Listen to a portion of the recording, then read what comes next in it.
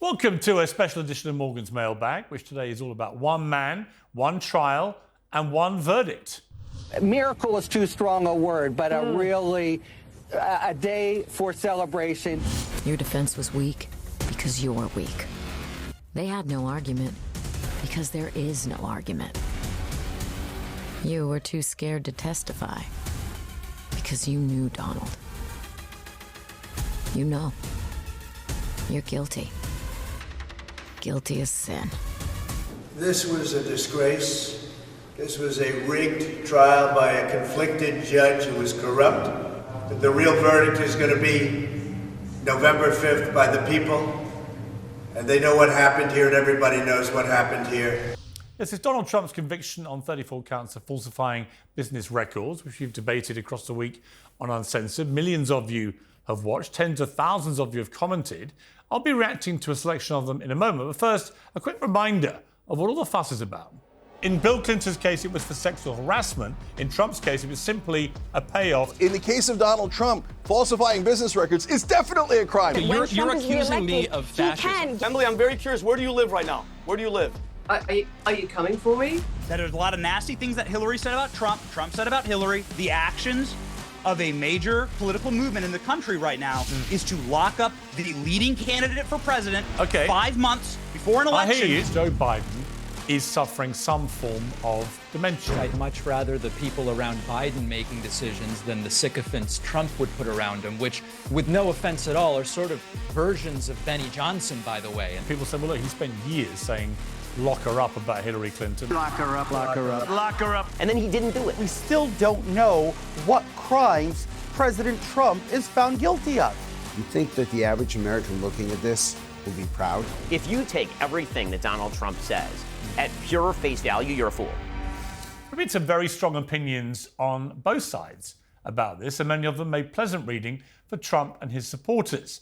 At Gloria V1236 summed it up like this. This just made so many more Trump voters. At Studio 2165 made a similar point, but put it a bit stronger. What these idiots still haven't worked out is that every time they go after him, he just gets even more support and even stronger, because they know that this is a witch hunt.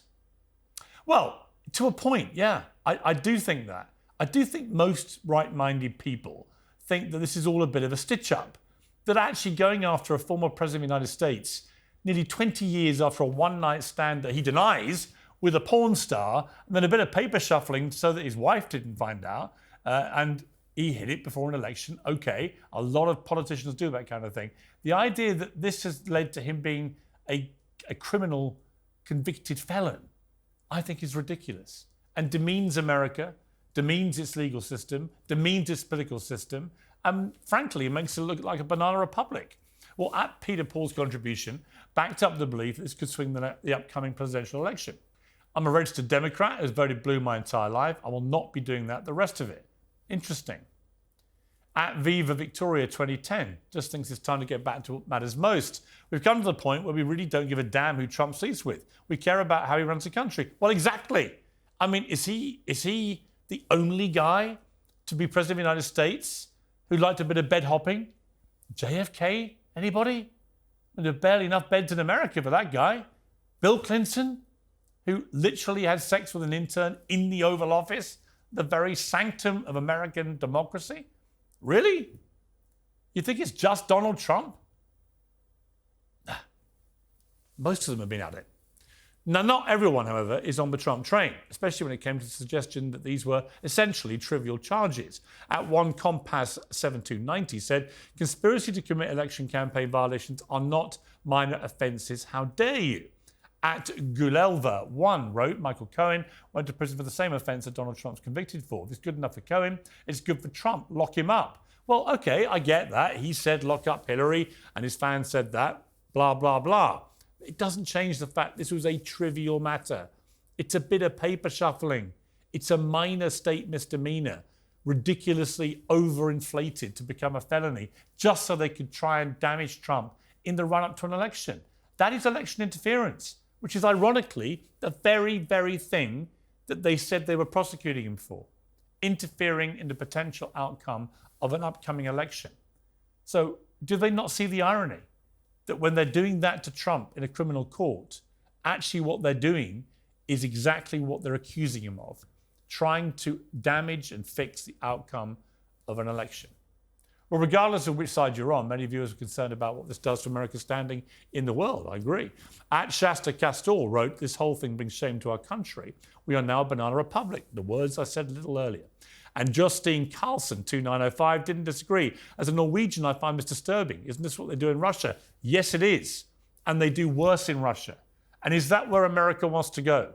The great democratic superpower in the world, the greatest of all time, now reduced to this, trying to imprison their political opponents? This is not good. I say that as someone from the other side of the pond at the moment, looking at a country I love and people I love, and thinking, what is happening to America? When you go down this road, it is a slippery slope very quickly to becoming a banana republic. And that is not a place America should find itself. We had a lot of feedback on the panelists who took part in our debates this week, including on one particularly controversial character on the panel. I've heard, and we've heard from pundits on both the left and the right for the last 2 months, that this was the weakest, the most full of flaws. The fact that the process alone that the judge set forward was so convoluted, we still don't know what crimes President Trump is found guilty of. George Santos is talking about moral ground. I think I'm going insane here. Jeremy C. 6827 said George Santos is utterly ridiculous. We do not have war all over the world. He needs to be cancelled or sent to an institution. Well, to be fair, they're trying to cancel him. He's been chucked out of Congress, but he's still around. And he's a kind of curious character. Part of me can't help liking him. And maybe that says something about me, and not in a good way. A veteran pollster, Frank Luntz, was another panelist who provoked a strong reaction. God help the British if they become like the Americans. You think that the average American looking at this will be proud?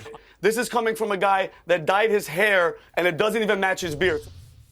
At Rick McKee 8270 said Frank Luntz is a rhino Republican. He wants the weakness that rhinos display when they betray their constituents, and they always stab conservatives to vote with Democrats against their own party. I'm not sure that's fair on Frank Luntz, to be honest with you, because I think that Frank looks at the polls, looks at the state of America, realizes the country is now being effectively held ransom by two very toxic tribes on either side. He doesn't like it. He wants to get back to proper democratic debate and a proper democratic society. I agree with him. But it's fair to say that no one got more reaction than Liberal commentator Francesca Fiorentini, who accused Michael Knowles of this. You groom your audience for fascism, and you set them up for a complete takeover of the DOJ. This is all about allowing Trump to get away with any crime he wants, as you sort of slighted and sort of, laid out very nonchalantly just a little bit ago. He was impeached twice. Doesn't really matter that he tried to blackmail the leader of Ukraine into digging up non-existent dirt on Joe Biden, but that doesn't matter to you Joe or Biden your threatened followers. to withhold arms. You want to make sure. You want to make Francesca, sure that when you're Trump is accusing me reelected, of he fascism. can. At Jtano-B, he said it took less than 30 seconds before a lefty dropped the word fascist. That might be a new record. At James Bucks, meanwhile, sensed a certain hypocrisy in Ms. Fiorentina's suggestion. Accusing someone of priming their audience for fascism while defending the act of judicial lawfare is a new level of real-world detachment. You have a point. Yes, it actually does have a whiff of fascism, doesn't it? Slinging your political opponents in prison. That's the kind of thing fascists do. So I do think, once again, that my more woke left friends need to look at themselves and think, are we now morphing into the very people we despise most? The fascists. Inevitably, many of you make comparisons between Trump and the Clintons. At Barbara Owen 45 doesn't think it's fair. Has everyone forgotten Hillary and her server? When Trump came into office, they tried to get him to have a tribe, but Trump said no. He had a country to run, and we needed to move on. He wasn't out to destroy or convict someone. At Christy Smith 3905 brought up the other Clinton. I say we put Bill Clinton in jail. He did much worse when he was in office. He did it while he was a sitting president. Yes, actually he did. He did. And I like Bill Clinton. Interviewed him a few times. Very smart guy. Very good president. But he did have sex with an intern in the Oval Office. He did pay off Paula Jones $850,000 to settle a sexual harassment case while he was president. And that's considered to be something that's better. He doesn't get charged with anything for that? Really? Compared to one night with Stormy 20 years ago? I think there's a double standard there. Finally, it wouldn't be Morgan's mailbag if I didn't reflect on the constructive and carefully considered comments about me personally.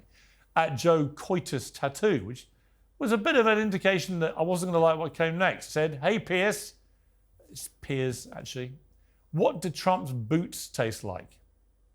Actually, they're kind of leathery. Yeah, they're quite tasty. At Waldemaragnus 27-4, I think that's right, commented, "Piers Morgan's a conservative British idiot. I'm not conservative, and I'm not actually British. I'm Irish. As for the idiot, I'll leave the viewers to decide that." And rounding the segment off, at KS5FAM23, which is the most ludicrous name of this particular mailbag, said, "Piers is a biased moron. Biased is not spelt with 2 S's. Which one's the moron, buddy?" That's it for this special edition of Morgan's Mailbag. Remember, there's lots of content on our YouTube channel.